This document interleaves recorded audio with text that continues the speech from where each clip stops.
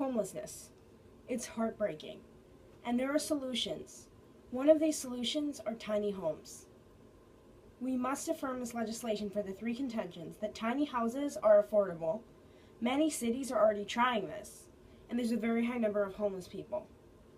On to my first contention is that tiny houses are affordable. According to Kirsty Morone from USA Today on August 21st, 2014, tiny homes can be built quickly and are a solution to chronic homelessness. It can have a big life impact and offer cheap rent for these low-income citizens that are facing homelessness. So basically, what a tiny home is that it's a normal house. It's just very small, usually under 400 square feet. So these homes are very affordable because they're smaller, but they're still livable and they're very practical for someone who needs a place to stay and live, but can't afford the large typical American home. So through a tiny house, you would be able to offer affordable housing for homeless people to get off the streets and make a life for themselves, because a house is one of the first steps in building your life. On to my second contention is that many cities are already trying this. According to Robbie Couch from the Huffington Post, he's an associate editor, on November 11th, 2014, Oregon, New York, and Texas have already been successful, according to Reuters. So this means that there's a good probability that anyone else who tries it will also be successful. So other cities have already determined that this is a successful way to fix the homelessness problem through tiny homes. So we can see through all these other successful cities and areas, states that have implemented these programs, have been seeing us their homelessness rates go down and other benefits resulting. On to my third contention is that there's a very high number of homeless people. According to the U.S. Department of Housing and Urban Development in 2013, 610,042 homeless people. There were that many people homeless on any given night in January of 2013. So by offering tiny homes, this will provide basic necessities to our citizens, which is something we are obligated to do as a democracy. There's a very high number of homeless people, so we must affirm, because it will allow these homeless citizens, they're citizens just like we are, to get the housing that they deserve. In conclusion, homelessness is a crippling epidemic that we will be able to decrease through offering tiny housing. On questioning, are tiny houses really affordable? Yes, they are. They are smaller, so therefore they offer a very affordable way to still have a place to live. And they also are on a smaller amount of property, so it's less amount of property, and they cost less to build because it's less materials involved. They can also be made from recycled materials. That was taken from the same source. How do we know that these are good examples, these other states? Well, we know these are good examples because it's happened in 3 places.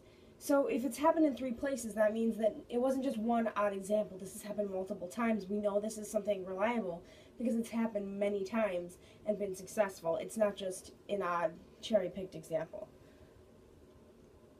Will this help everyone?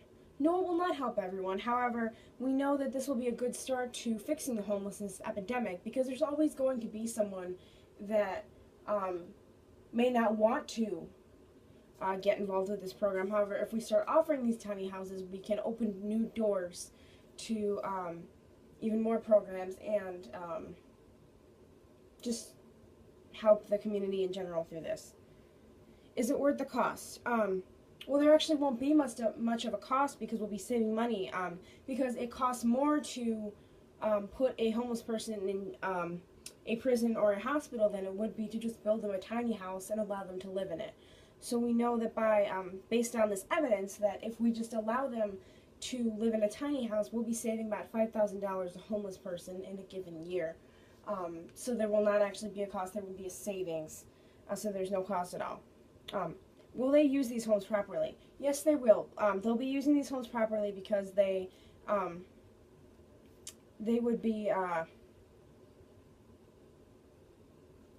homeless in the first place, so having a home in the first place would be motivation to take proper care of it if it was given to them.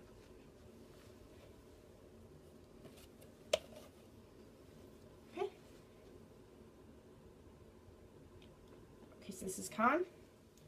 Homelessness. It's a huge issue, but a tiny home is not the way to fix a giant issue. For the three contentions that tiny houses pose their own problems, we may encounter zoning and location issues, and there are underlying causes we must address. We must negate this legislation. On to my first contention is that tiny houses pose their own problems. Kirsty Marone from USA Today on August 21st, 2014 states that these homes may be substandard and have unclear owners and residents with health issues. So this can cause other issues. So if these houses are built for homeless people, they may not be built at the same quality of homes that are built for wealthier families or individuals in the U.S. So we wouldn't want these houses to end up being for the homeless and maybe not have to follow the same regulations or have the same higher quality living standards that we would want for our citizens. Because even just because someone's homeless doesn't mean that they should live at a reduced quality of life if they're given a tiny home. So also if a home is being rented out, there may be unclear ownership, or the homeless person may have a mental health issue, or not mental health, but just a health issue in general. This could also include mental health that may cause them difficulty in running a home by themselves. And that's an entire other issue of how is that going to get taken care of that we don't need to get ourselves involved in. On my second contention is that we may encounter zoning and location issues.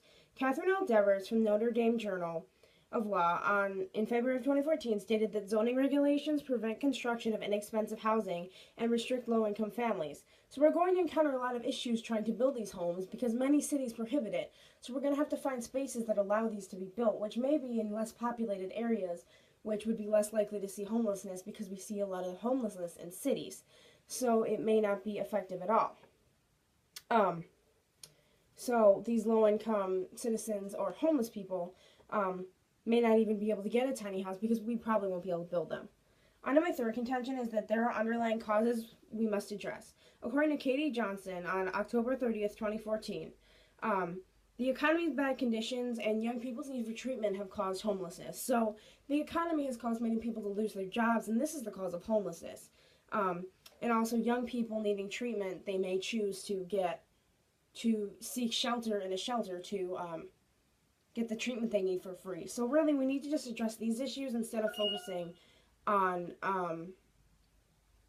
if we should give them tiny homes. So in conclusion, homelessness is an issue, and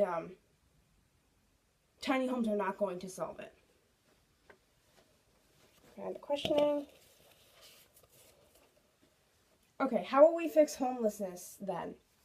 So we'll be able to fix homelessness through fixing our economy and offering better programs for people to get the assistance they need instead of giving everyone a home, because people in our country have to work to get their homes. So a lot of homeless people may not be working, and they may not be earning substantial funding to get the homes that other citizens have to pay for. Can zoning change? Well, yes, it can. However, we can't assume this, so we can't assume that we'll just suddenly have proper places to put these tiny homes in. Isn't the risk worth the benefits? Well, see, what we would be doing is we would be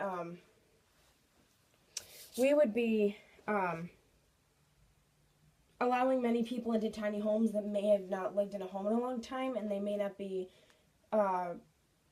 responsible enough on their own to handle it, so they could end up even in a worse position, or we could end up very much in a worse position by allowing these people to run their own households without a lot of qualifications. Are these zoning issues widespread? We have to assume this is happening in most of the major cities that we're having homelessness issues in, and while it may not be everywhere, it's a significant enough problem where there's significant evidence that it would prevent these tiny homes from being built efficiently and in the best of ways.